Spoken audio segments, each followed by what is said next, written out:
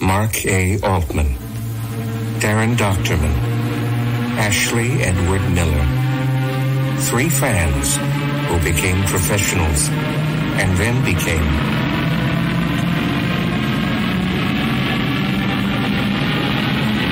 Trexperts.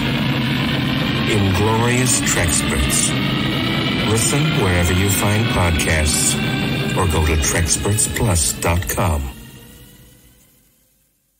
Hey, this is Mark A. Altman, one of the co-hosts of Inglorious Trexperts. And if you're a Trek fan, you owe it to yourself to pick up the 50-year mission, the complete, uncensored oral history of Star Trek. It's available wherever you buy books, digital or audio. And speaking of books, check out my new book about the making of John Wick. They shouldn't have killed his dog. Also available wherever you buy your books. You see a pattern happening here? Well, what are you waiting for? Get on it.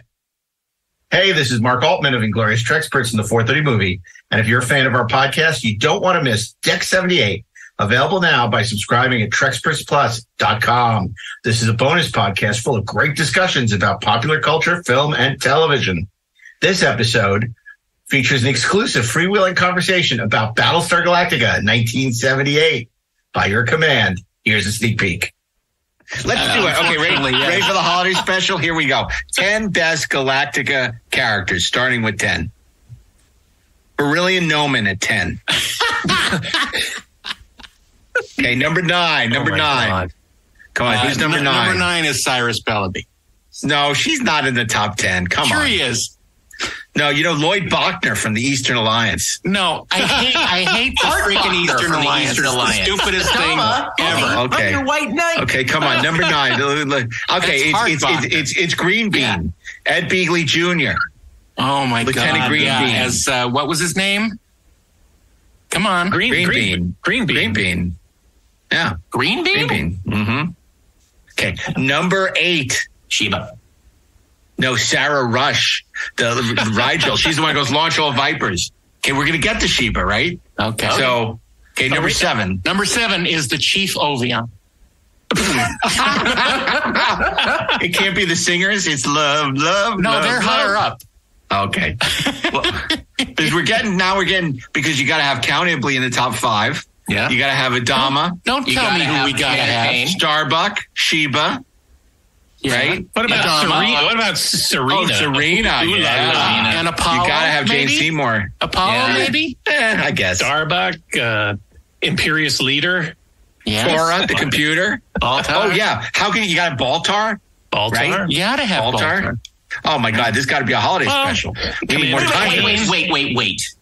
You guys, you've listed all of these names, and I haven't heard Janeway pass any of the rights. What's going on here? You're funny. What about the Daggett? You got to have the Daggett. No, you don't. Muffy. No, you don't. No, you don't. You got to have Commander Kane. And you got to have Commander Kane. And you don't have to have Boxy. No, you don't. Oh.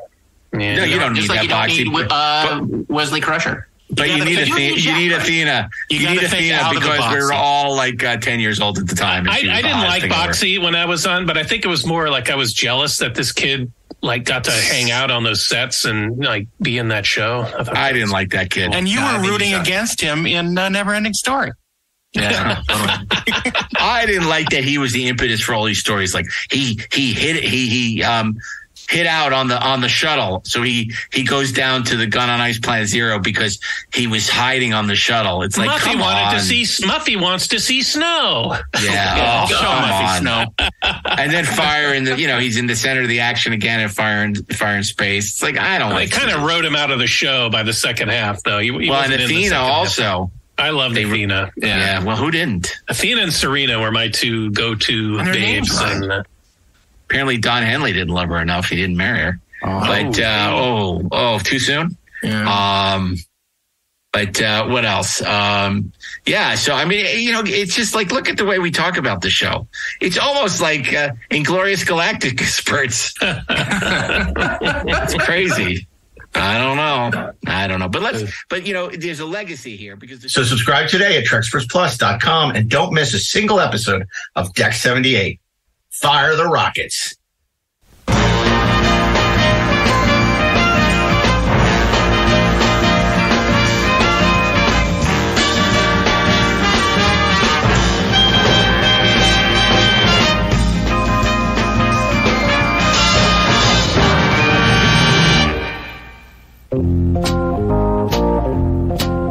This is Mark A. Altman, and welcome to the 4:30 movie for Take Me Out to the Ballgame week. We're celebrating the beginning of the new baseball season with great baseball movies featuring all your favorite heavy hitters, your big heavy hitters and pitchers and catchers and anchoring. Number one at the top of the lineup is Stephen Melching. Charge. Batting number two. It's Darren, DOCTERMAN. All right, everybody, let me hear you. 1, 2, 3.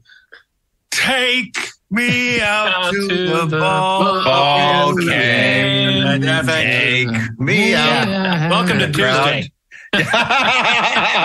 And on Wednesday, popcorns and Cracker Jacks. That's what we're talking about. It's Ashley Edward Miller batting third.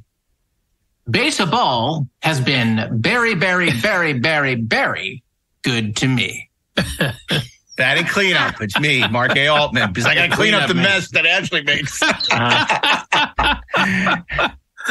So this is an exciting week. We're celebrating movies about baseball to celebrate the beginning of the season. And before we begin, the beginning of baseball season that probably none of us will actually watch or follow very closely. Well, we'll be watching these movies on the 4:30 movie.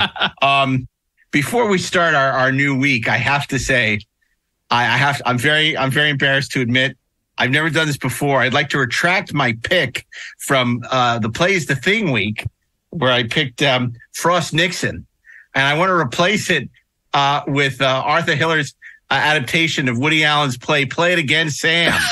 I don't know what I was thinking. I don't know what I was. How did I miss that? I'm embarrassed and ashamed, and it should have been played again. I love Play It Again, Sam, and it's a great movie version of Woody Allen's play. And I should have. Frost Nixon, come on. Yeah, I was going to say something, but you can. I don't know how I missed it. Now, I don't like Don't Drink the Water, but I do love Play It Again, Sam. So anyway, I'm playing it again. Anyway, so we're here. Sorry, I just had an idea. It hurt. Anyway. Will we go back in time and change our picks? We could do a whole week where everybody picks one pick they regret. They have to say what it was and do their alt pick for that week. Well, you did that with Breakfast at Tiffany's and The Empire Strikes Back. I did that on the fly during the week. It's during the actual episode. It's Omega 13 week on the 4:30 movie. Oh, that's funny. And we go back and we can reverse the mistakes of the past. Maybe it's Back to the Future Part 2 week, and we just go and we correct when we take see our sports almanac. We see ourselves doing the podcast. we got our sports almanac. We see exactly what we're doing wrong with baseball week, and we come and we fix it. So the sad thing is, this is the version that we fixed. Right. We've already gone back. Yeah, right. We've already recorded it. Fixed this one, and it was wrong. So this is it. Because we went with Air Bud, and it was just a big mistake. Mr. Baseball with Tom Selleck, and we're like, how to fix it? Thanks for taking my pick. Yeah. Okay. So anyway, let's talk about baseball, Ray. Steve, what's your favorite team? I've always been a Dodger fan.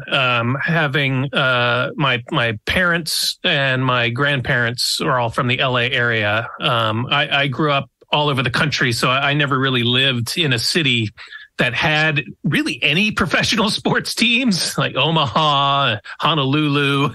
I mean, we just didn't have pro sports teams. The Honolulu Hitters, they didn't.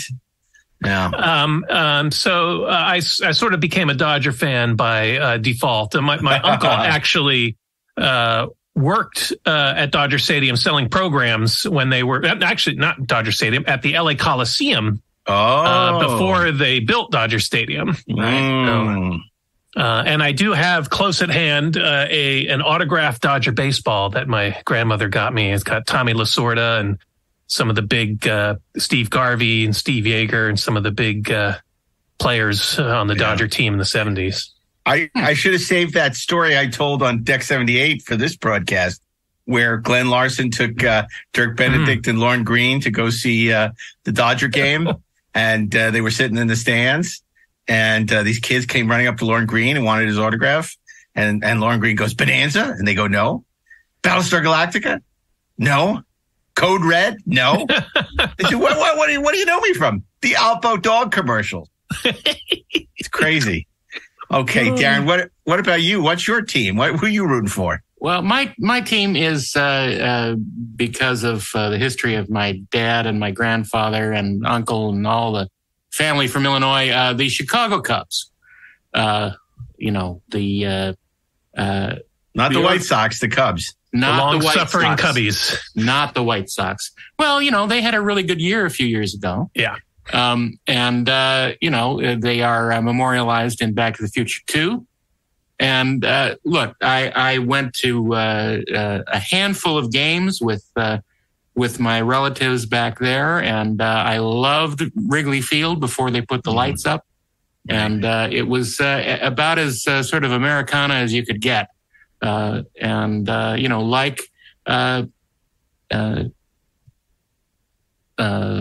Bueller before me, I spent many lovely afternoons at the friendly confines of Wrigley Field. Well, I'm a fan of Cubby Broccoli. What about you, Ashley? Who's your team?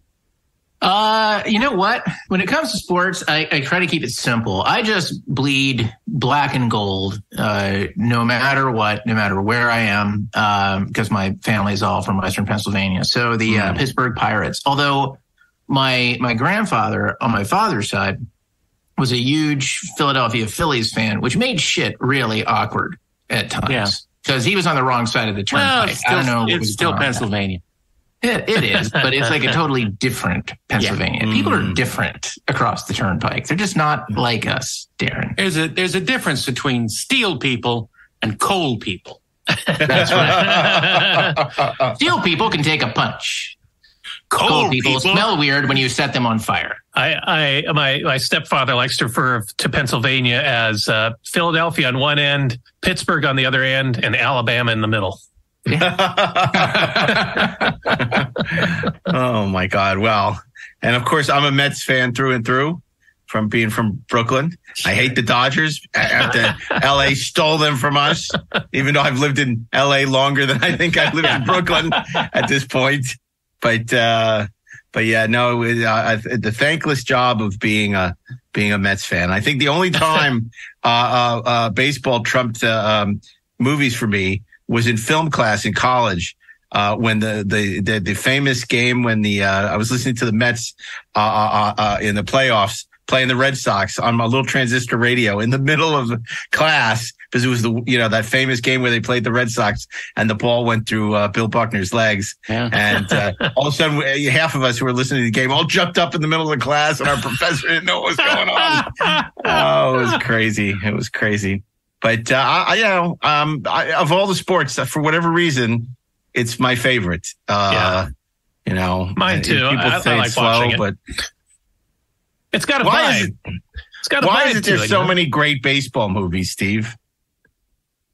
I think, we've talked about sports movies before, and there's a sort of an inherent drama in sports movies because you've got kind of a built-in structure, both like within individual games and over the course of a season. So there's, kind of an automatic and dramatic arc to it. And baseball is really good because it boils down to these really specific moments, because you've got a face off. You've got, your pitcher versus your batter and who's going to prevail. John Travolta versus Nicolas Cage. Yeah. And that's their face off.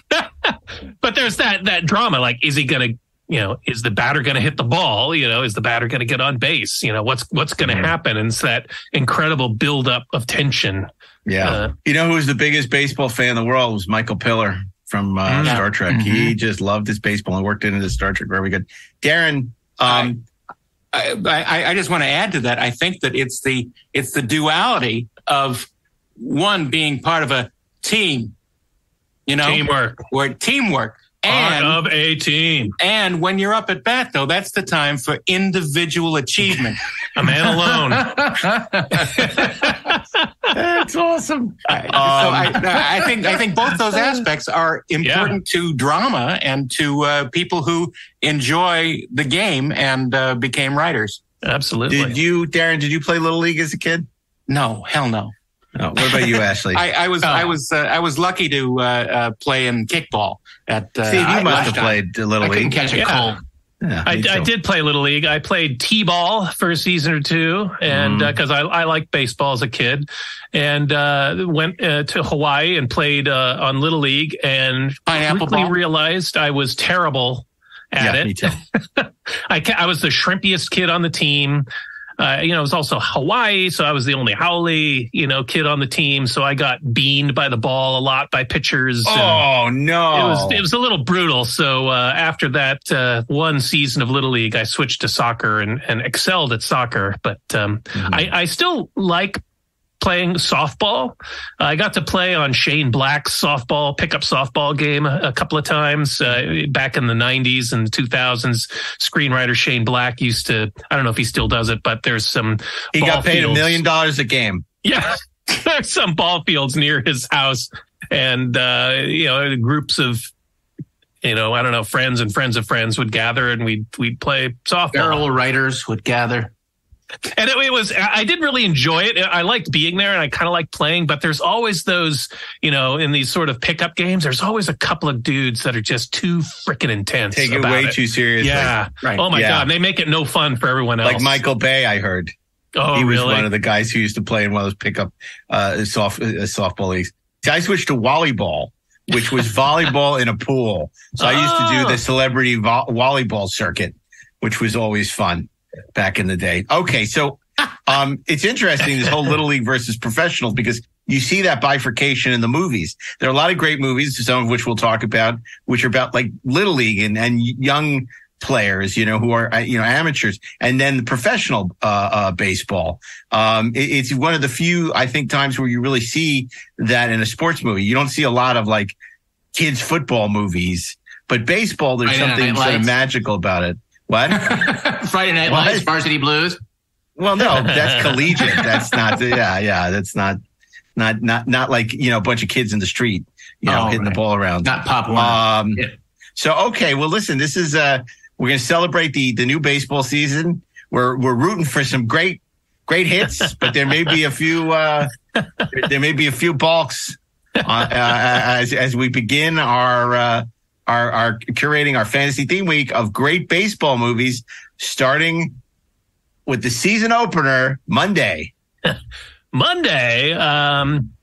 Monday's pick is a movie that I saw when it came out in the 1980s. It's a movie that always stuck with me. It's a very famous baseball movie starring Kevin Costner. I'm sure you all know what it is. It's Bull Durham. What do you believe in then? Well, I believe in the small of a woman's back, the hanging curveball, high fiber, good scotch, and I believe in long, slow, deep, soft, wet kisses that last for 3 days. Oh, my. After 12 years in the minor leagues, I don't try out. Besides, I don't believe in quantum physics when it comes to matters of the heart.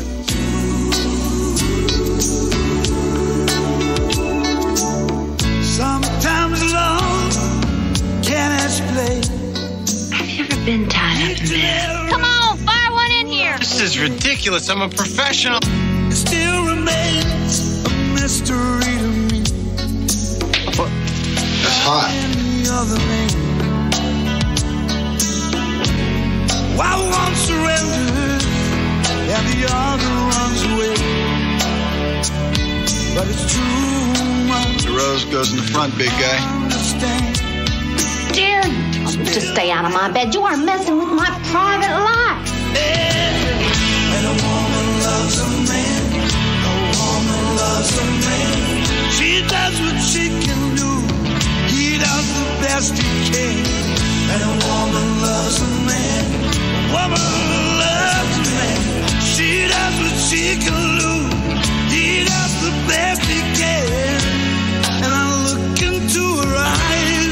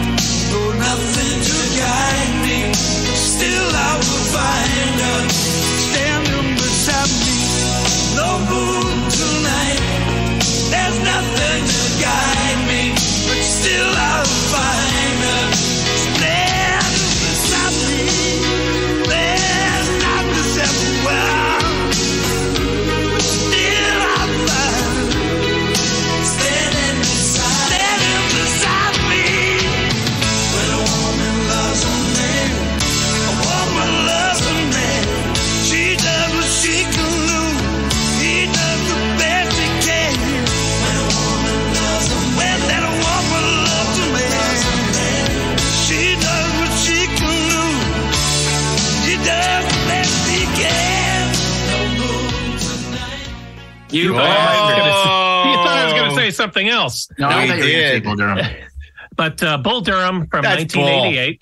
Written and directed by Ron Shelton, himself a minor league baseball player for several years before he switched to the arts and became a screenwriter.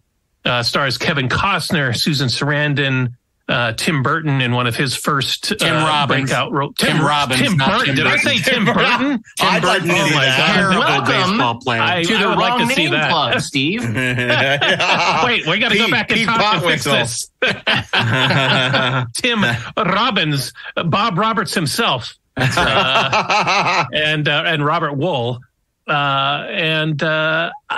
It was Shelton's directorial debut after having done some AD work or second unit work and writing work on other projects.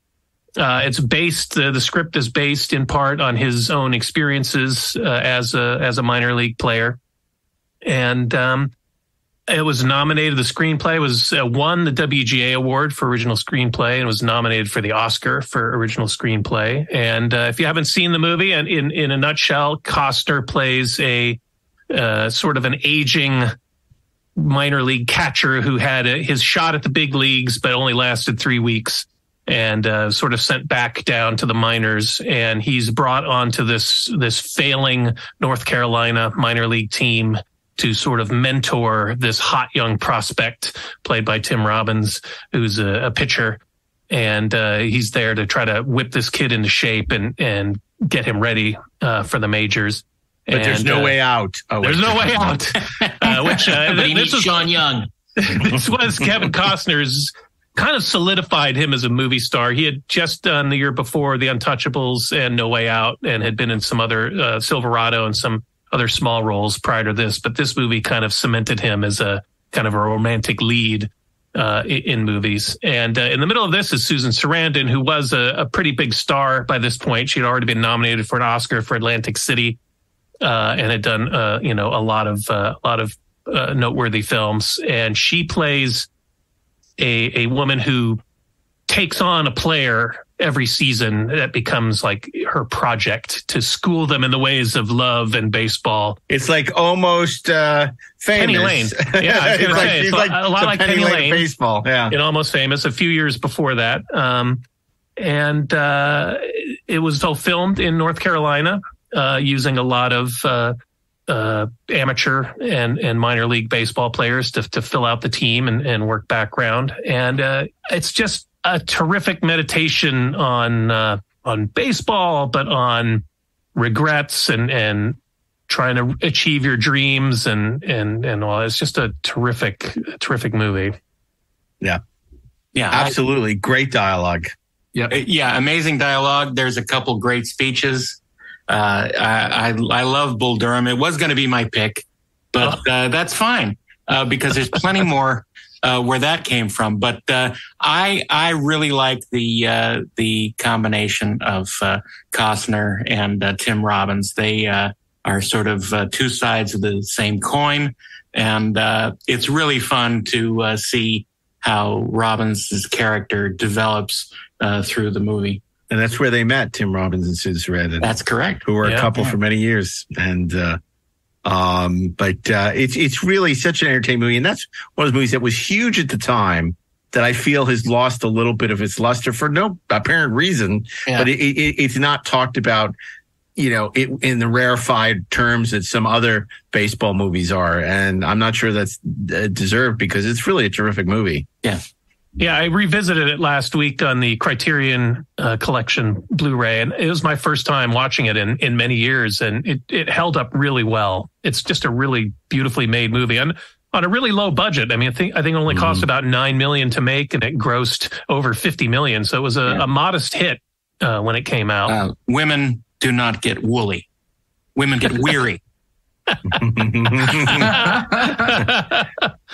And it seemed like Ron Shelton was set for a really big career, and then he did Blaze, the ill-advised Blaze about Blaze Starr after that, which didn't do any business, and it sort of torpedoed his career. He went on and did some other stuff, but that took the sort of wind out of the sails for him. Yeah, he did do White Men Can't Jump. Yeah, and he did sure did. Tin Cup. Tin Cup, which was also quite good with Kevin Costner. But I do like golf movies. Yeah. I prefer Goldfinger. No, I like Tin Cup. I actually like Tin Cup quite a bit. Okay, great pick to start us off. That brings us to Tuesday. Steve was on base with a double. Now it's up to you to bring him home, Darren. Well, not necessarily bring him home, but maybe I can get him over to third. Okay, sacrifice bunt. Base. Look, the thing about baseball movies is that sometimes they are able to quantify the mythology of baseball. That the players are demigods and they move in the space of eternity, right? That they are bigger than life. They are warriors out there fighting the good fight, good and evil, and they are truly large topics for a story.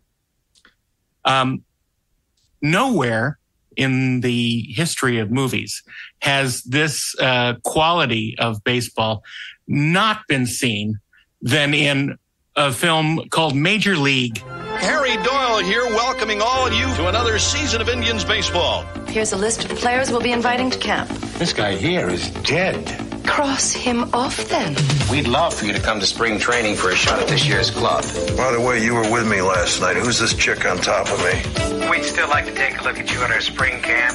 Not sure I can make it by then. Who is that? Serrano. What's his religion? Voodoo. Hey! Willie Mays Hayes here. Play like Mays, and I run like Hayes. How you doing? What the hell league you been playing in? California Penal. Don't you have any proven major league talent? Now I want to put together a team that'll help us relocate to Miami. You want us to lose? We've been losing. What I want is for us to finish dead last. This year, the Cleveland Indians have a multi-talented team. The first offering, just a bit outside. They're masters of the sacrifice. He's looking to sacrifice a live chicken. One whole chicken, just like you said. The double play. Excuse me. I have a much better body than she does. Thank you for me, she really does. And the pick-off. Every time we win, we peel a section.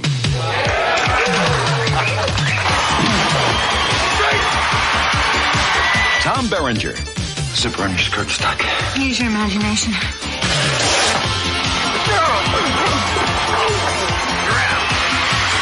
Charlie Sheen. These things make me look ridiculous. Seeing's the most important thing, son. I don't think it's that important. Corbin Burnson. And Bob Uecker. Haywood swings and crushes one towards South America. Major League. That ball wouldn't have been out of a lot of parks. Name one. Yellowstone.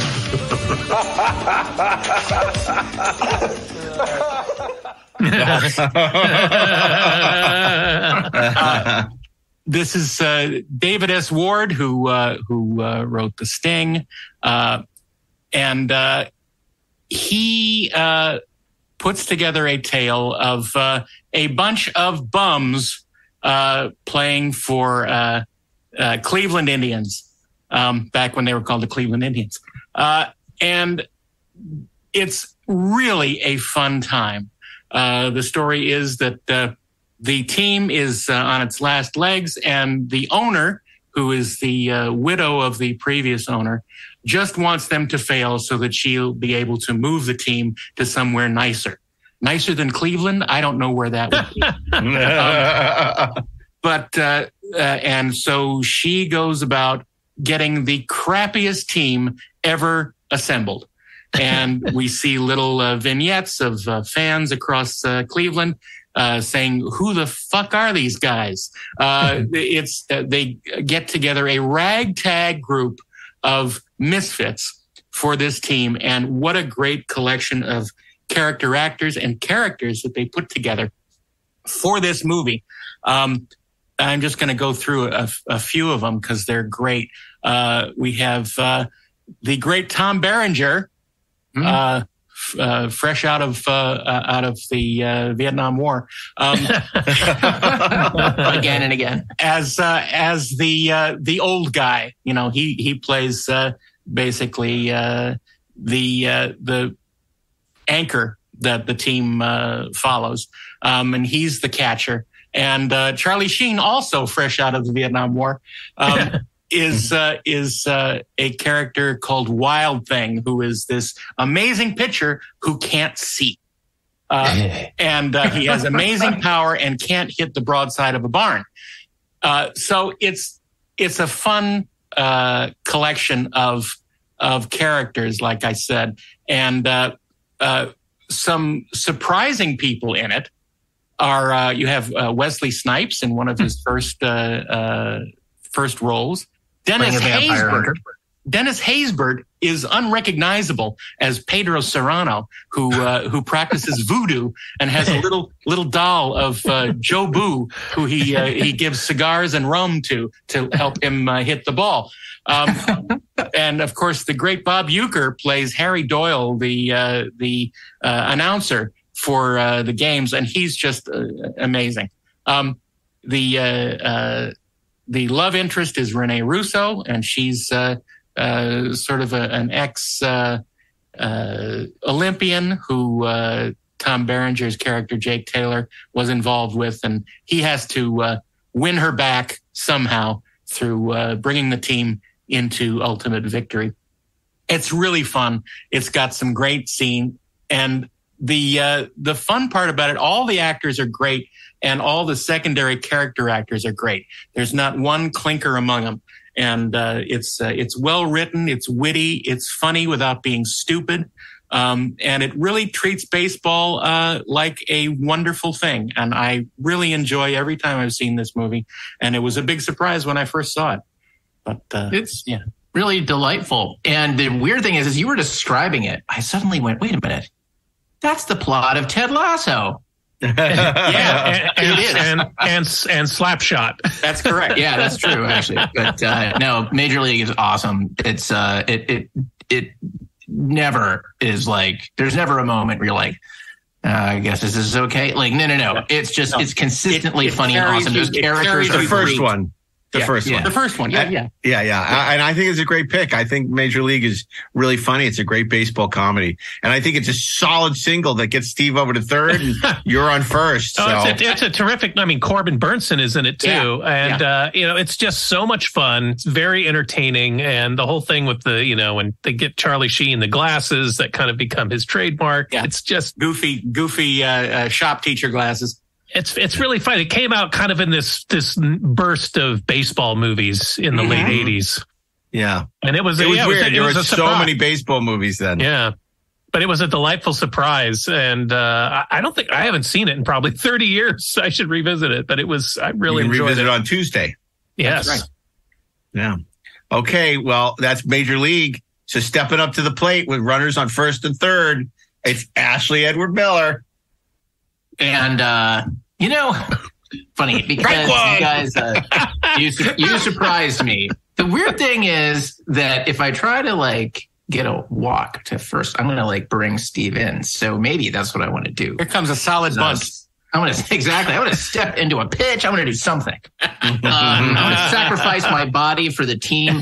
I was convinced that I was going to have to go to my third choice. But I don't. Neither of you picked either of my choices, and which is good because in baseball week it's a little bit hard to beat Wednesday because look, the arc of a baseball movie tends to be roughly the same within certain parameters, right? It doesn't mean these movies aren't great, but as we were discussing at the beginning of the podcast, there's a certain structure to the game, and there are elements of the game that force these films, into a place where it's difficult to get outside the box. Let's put it that way. And one of the ways to get outside the box is to take a different look at the people who are playing the game and why they're playing it. And for Wednesday, I would like to pick the film that gave us the phrase, "You're killing me, Smalls." My pick for Wednesday is the 1993 comedy. It's about kids growing up in 1962 called The Sandlot. I know you're smart, and I'm proud of you. I want you to make some friends this summer. Meet Scotty Smalls. Kale, get it! The kid is a L7 weenie. My life's over. Man, this is baseball. You gotta stop thinking. Just have fun. Climb trees, hop fences, get into trouble. Just stand there and stick your glove out in the air. I'll take care of it.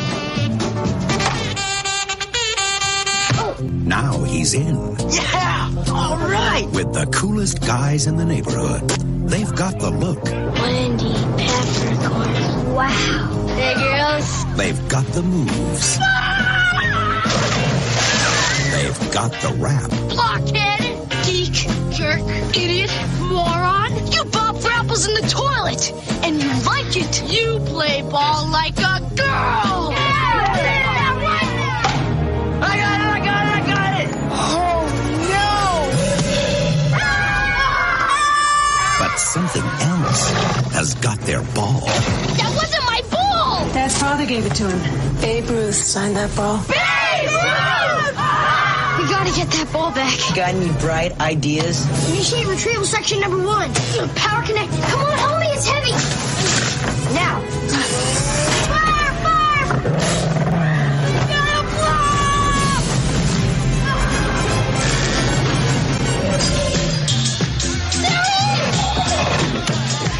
Mommy, look, a doggy. Ooh, a big doggy. 20th Century Fox presents Hey guys, it's the Sandlot babies. You're the ones that are making all that racket. A Lifetime of Adventure. Come on, Squid, you can do it. Pull through, bud. You little pervert.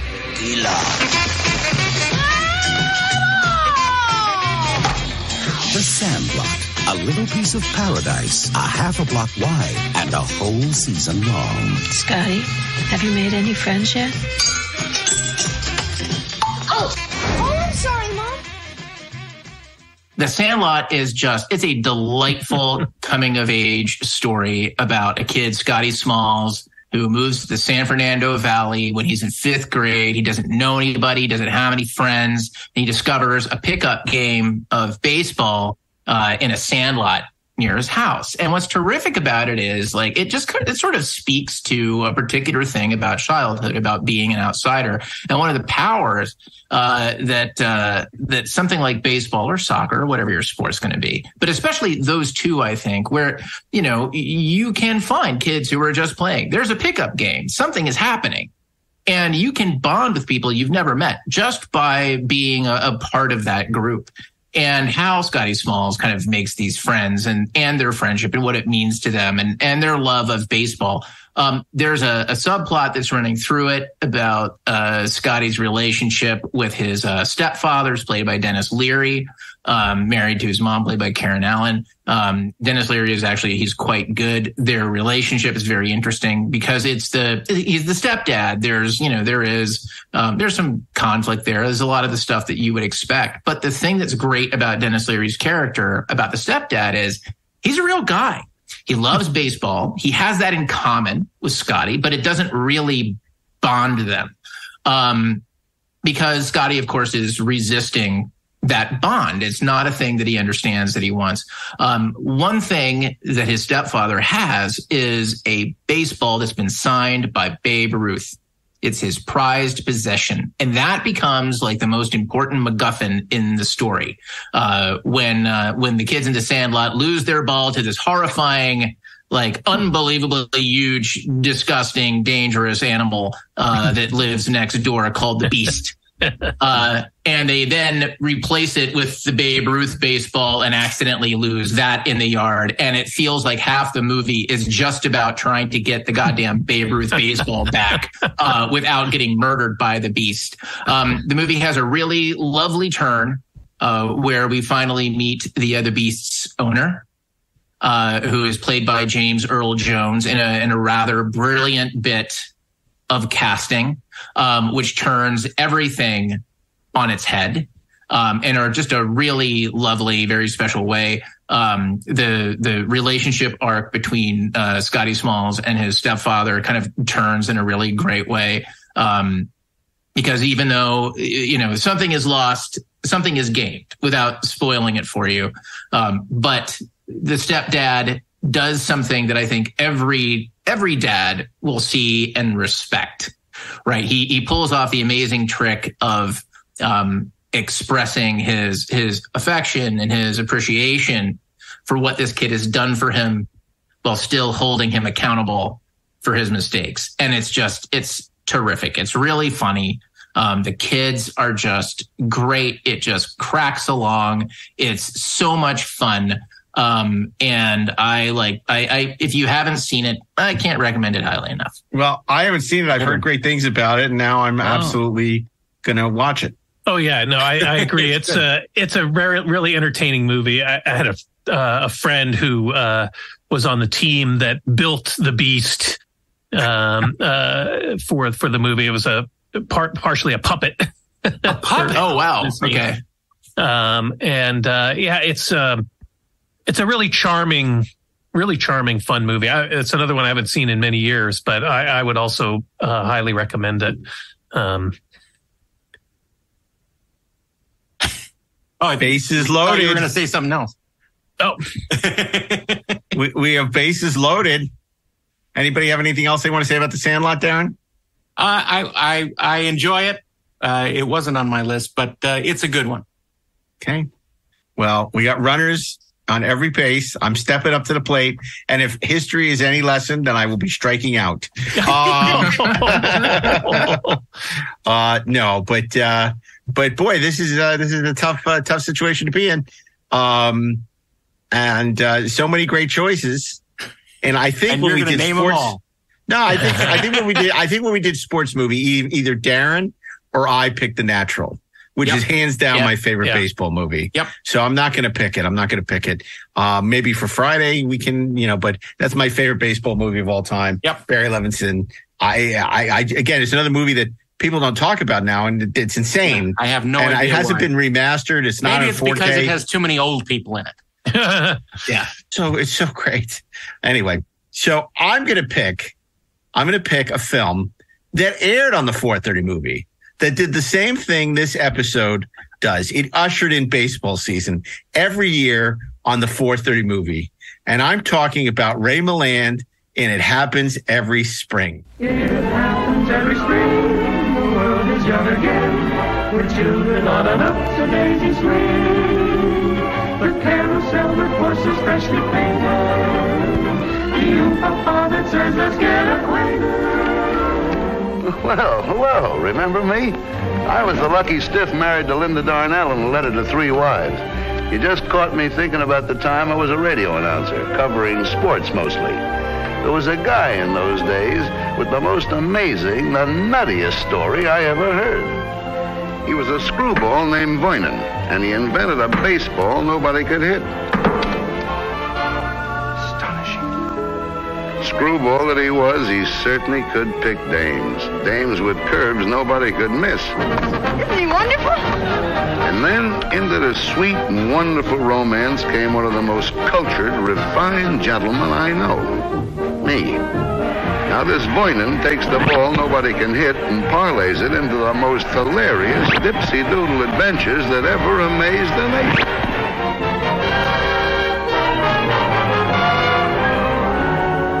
It happens every spring. This Kelly of Vernon is quite a character, but he can pick dames, huh? You know, young lady, I could fall in love with you myself very easy. I'm serious, Debbie. That's why I can't say anything. Because if a man is really serious, he doesn't have the right to say anything until he can be serious. Vernon, what are you talking about?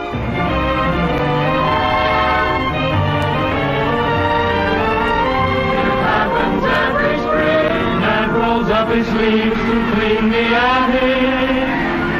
Your 16-year-old sister goes dramatic. Yes, it happens. It happens. It always happens. It happens every spring. It Happens Every Spring is a movie in which Ray Milland plays a daffy scientist professor who's about to marry this woman, but he has no money, and the head of the college has no respect for him, and he accidentally creates this substance, this fluid, this thing that you put on a baseball, and it makes it avoid wood. You're talking about a ripoff of The Absent-Minded Professor. What you're talking about? Well, this is before Absent-Minded Professor. No. Yeah, sure it is. What year? It Happens Every Spring. Let's see. Let's go to I have to go to IMDb for this because I don't know. 1949. Now you've been 1949. Okay. Well. Yep. So what do you mean? Well, yeah, it is. It's before Absent-Minded. It's not like, okay, maybe. You just heard it. You can't argue with Steve Melching. So anyway, in this wonderful movie, this wonderful goofy movie, in order to make some money, he becomes a pitcher, and whenever he throws the ball, you can't hit it because the ball does these loop-de-loops and the things, and no CGI. It's probably on a string. I don't know how they did it, but it's just a adorable little movie, which was a staple of my TV watching. Back in the day. It was recently on the Criterion Channel again and it's funny because it's a great example of when we talk about why stuff like the 4:30 movie was so important to our formative years. And whether it was the 4:30 movie or in Chicago or the 3:30 movie or whatever all the independent stations had these things. The $1 Million Movie on WOR, because before home video, all you had were these shows. Yeah. And you'd watch whatever was on it. There's no way in the world I would have ever watched Ray Milland in It Happens Every Spring. That's true. If there hadn't been a 4:30 movie and nothing else to watch. And I'm so glad that I did. Not that it's a great movie. It's not a great movie, but it's super fun. I'd watch it with my dad all the time. And, it was kind of Field of Dreams, but we would watch it together. We watch It Happens Every Spring, every spring. Yeah. And later on, when Ray Milland played Sire Yuri in Battlestar Galactica, I know that guy. He's the guy who invented the baseball thing. Anyway, it's goofy and it's a wacky screwball type comedy. Again, not one of the greatest movies ever made, not even the greatest baseball movie. It's just fun, and it's a great way to usher in spring training or the beginning of the baseball season.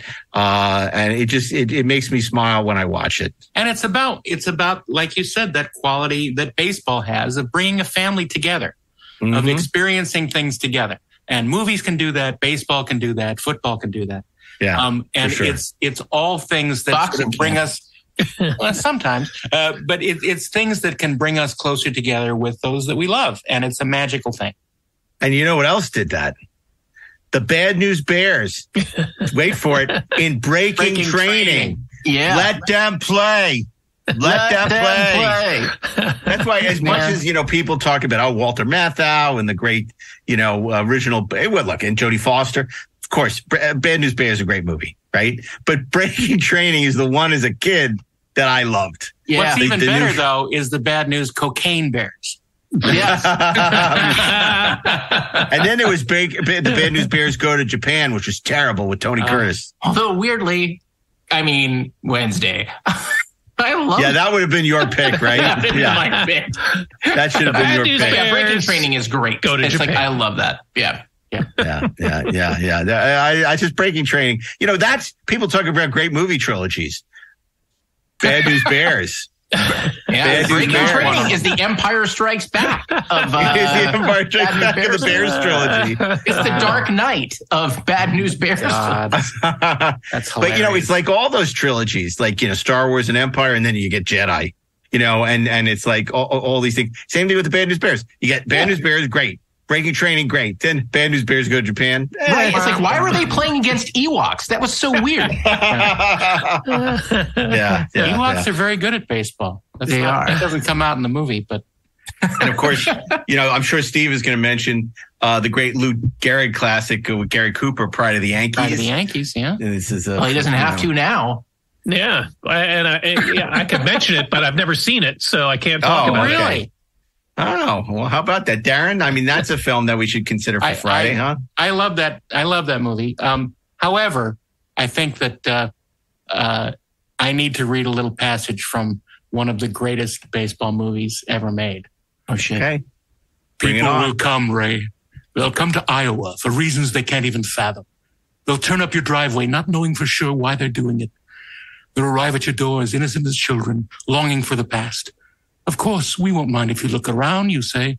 It's only $20 per person. And they'll hand over the money without even thinking about it. For it is money they have and peace they lack. And on and on and on. And then he tells Kevin Costner he is his father. He is his father. Which is so weird. Field of Dreams. I have just created something totally illogical. That's what I like about it.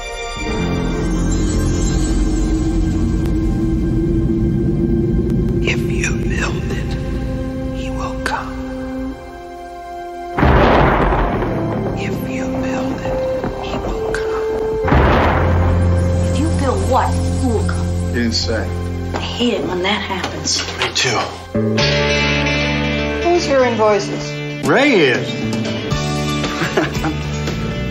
I think I know what "if you build it, he will come" means. Ooh, why do I not think this is such a good thing? Daddy, there's a man out there on your lawn. Are you a ghost? What do you think? You look real to me.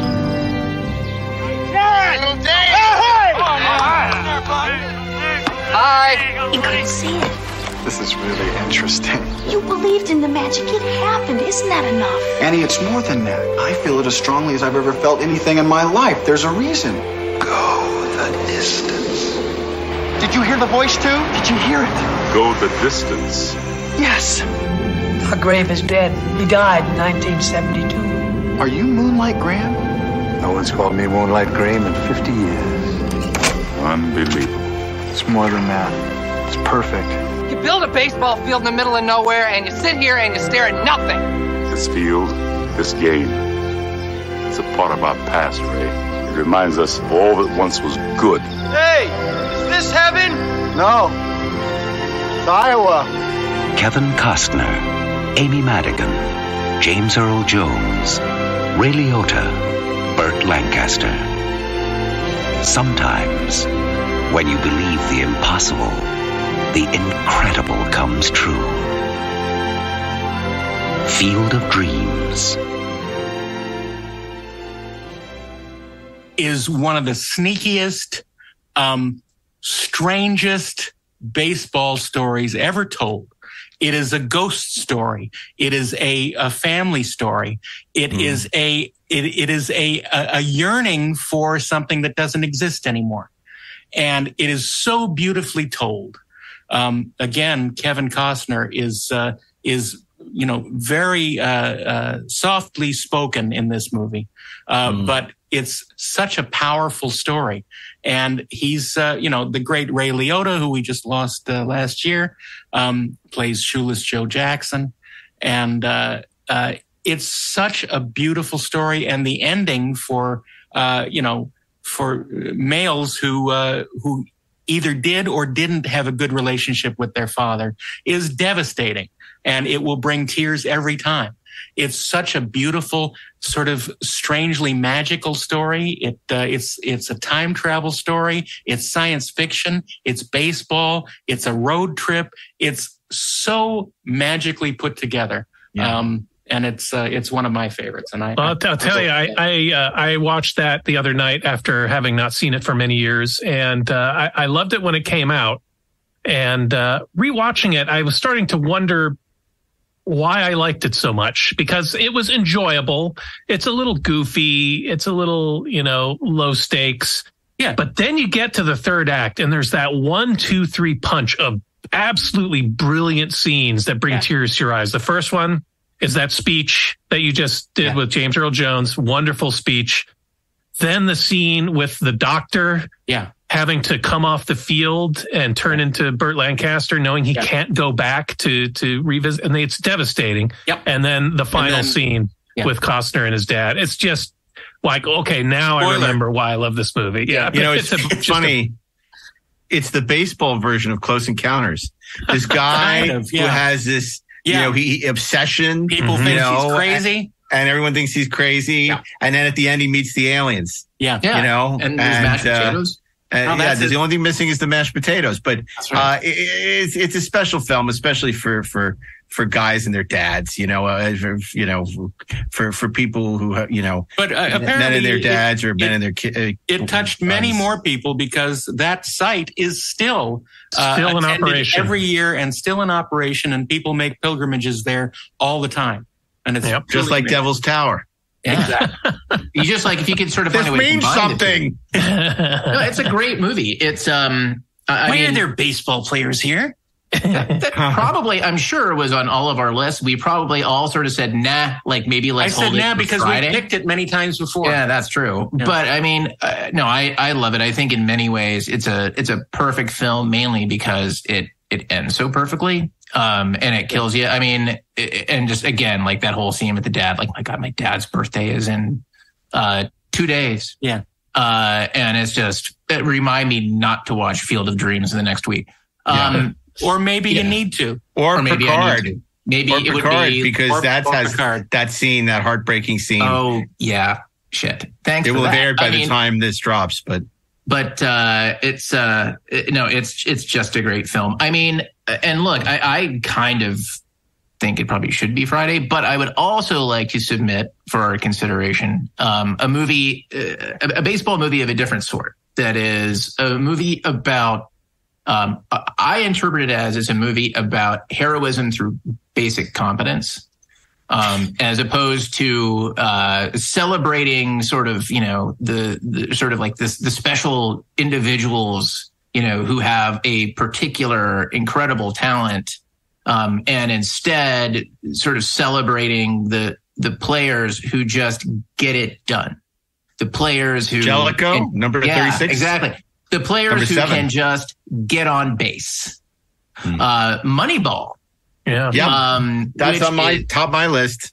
Yeah, it's a terrific, smart movie. And it happens to be a movie that's also kind of about math, where, somebody is using economics to really like figure out a different way to win. And it's, Brad Pitt stars. And, he's a manager, basically shows up and he's like, look, the way that we're going to fix this is, we're not going to worry about like picking up like who are the superstars, who were like the guys who were going to like, have like all the most incredible stats. Instead, what we're going for are dudes who can get on base. And we're just going to bring in runs that way. And watching that process play out and watching, his relationship with the front office and the people who simply do not believe in him, including a lot of the players. There's a lovely little arc with Jonah Hill, which actually I quite appreciate. One of my favorite scenes is teaching him how to fire people, and how to do it and how not to do it. It's a really interesting look at how lonely like that job can be, like being the manager, being like the person who has to make the decisions and build a team, it's really a testament to the genius of Aaron Sorkin. Yes. Because, math and baseball don't exactly sound like, the perfect combination, like for a great movie. And that movie is riveting. And it's brilliantly written. It's really engaging. They're great performances. It's terrific. I mean, I love Moneyball. I certainly would say it should be in the running for Friday. I want to bring up 1992's Penny Marshall movie, A League of Their Own, that taught us there is no crying in baseball, and yet there is. It's at the end of Field of Dreams. Yeah, that's right. It's a great story about the all women's league during World War II, because all the healthy men were off fighting the war, and there was no one left to play baseball except Tom Hanks as the manager. And it's a great cast, including Madonna, back when she could act. And it's a really fun movie, some great character actors, some great scenes, and really well done by Penny Marshall as director. Oh, yeah. It's a wonderful, enjoyable, empowering movie. It's terrific. It's definitely up there. It's also something we should seriously consider for Friday. I don't want to consider Damn Yankees because I hate the Yankees. Damn. They need the devil to help them. And there's another one which isn't as well known, but parts of it are great. It's called 8 Men Out. Yeah, the John Sayles film. It's great. The John Sayles film. It's actually the story behind Shoeless Joe Jackson, the so-called Black Sox scandal, when let's say some wise guys influenced the game. And he had a very little budget. He pulls it off. John Sayles pulls it off magnificently. John Sayles, really good the movie. Writer of Battle Beyond the Stars, and Alligator. An alligator, yes, actually, Alligator.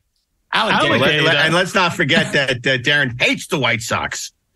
You've never forgiven them for the death of his boy. Don't give in to hate. Don't give in to hate. It's all right. It's just an L ride away. Tommy Lee Jones and Cobb, which was another Ron Shelton baseball film, less successful than Bull Durham in many ways. And it reminds us of the famous line from Field of Dreams where Ty Cobb wanted to come visit, but none of us liked him when he was living, so we tell him to stick it. Great line. That's great. I want to throw out for consideration a documentary from 2014 called The Battered Bastards of Baseball. Oh, yeah. Which was a really wonderful documentary about a minor league team owned by Bing Russell, who's Kurt Russell's father. Right. And they made this terrific documentary about this team and its fortunes and misfortunes. And it's just a lovely sports documentary. Well, and Ken Burns did a great documentary about baseball as well. And then you have Bingo Long. Called Baseball.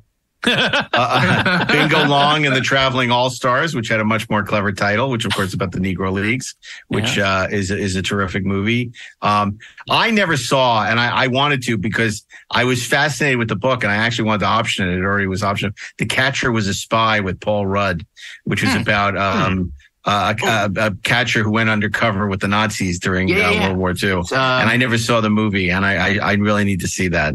I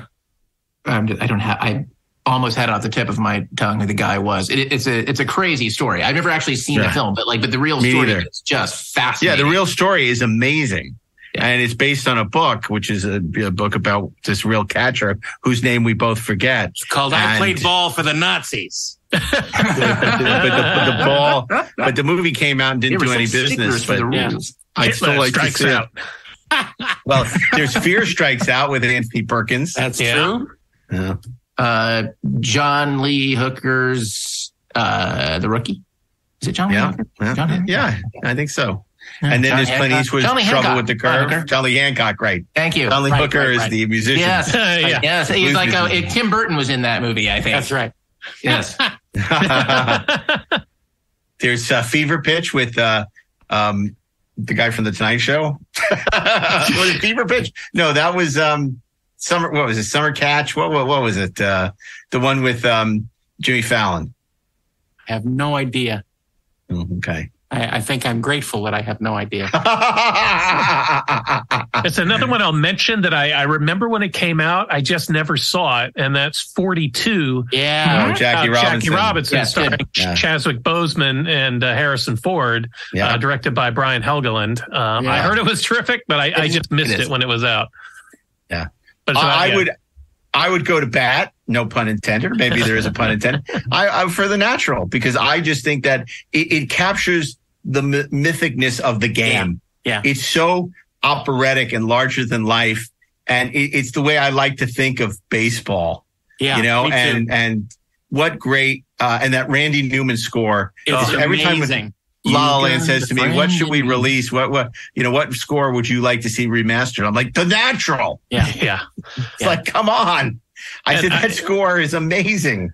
I watched that one just last night, and it just reminded me of, it made me sad that Hollywood just doesn't make many movies like that anymore with this great good ones, grown-up story, story about grown-ups with this kind of all-star cast. I mean, Robert Duvall, Robert Redford, Barbara Hershey. Darren McGavin, who's not even credited. Yeah, uncredited Darren McGavin, Wilford Brimley.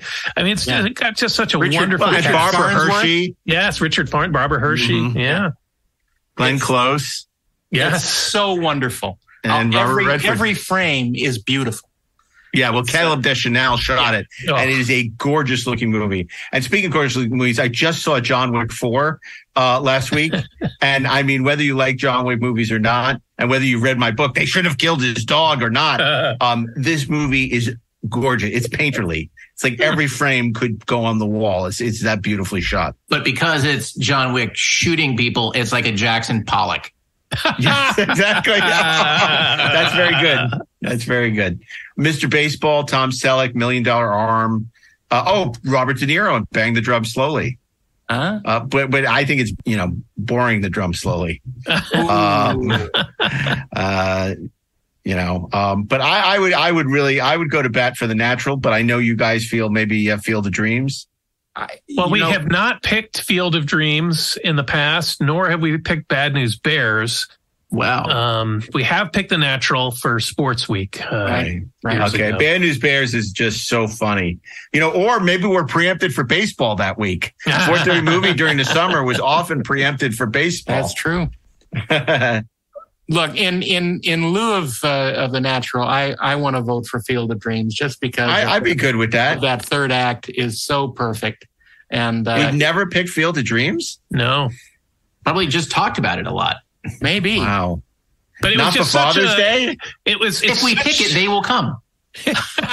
It's such an inventive movie. I remember seeing it at USC in 466, having no idea what it was. And it was just surprising and whimsical and magical. It's kind of it was called magical realism type of movie. It's just unique. There's really nothing like it. It's funny. Cool. I love Moneyball, but I think we have to, for Friday of Baseball Week, go with a film that celebrates, again, the mythicness, the mythology of baseball. It's literally as America's pastime.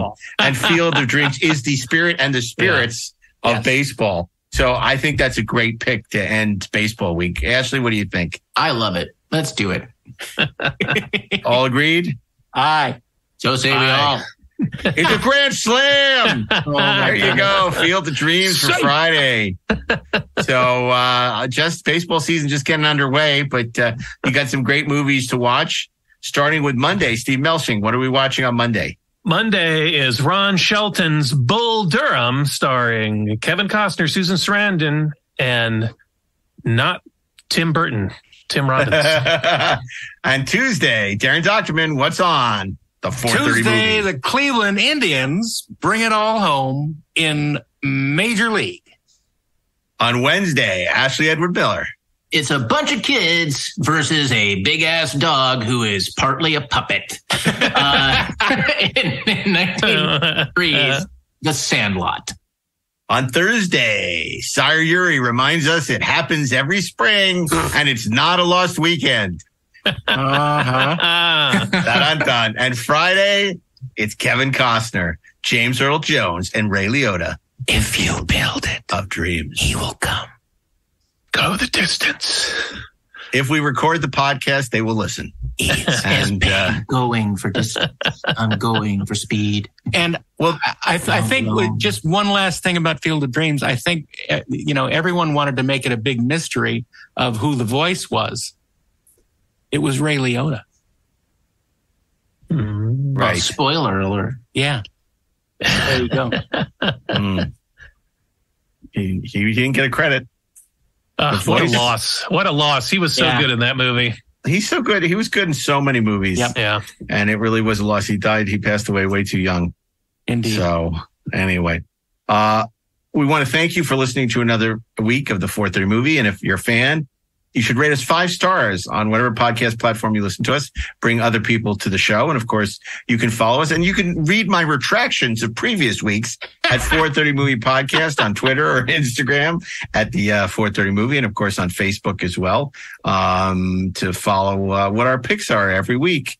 And we'll be back next week with an all new theme week. I'm no longer going to announce what next week is, so we reserve the right to change it, since apparently that's something that we do now. And we look forward to you joining us for an all new theme week wherever you listen to podcasts. And of course, if you're a fan of this podcast, you may want to check out Inglorious Trexperts, where we talk about the latest in the Star Trek universe, and Deck 48, our subscriber only podcast. Wait.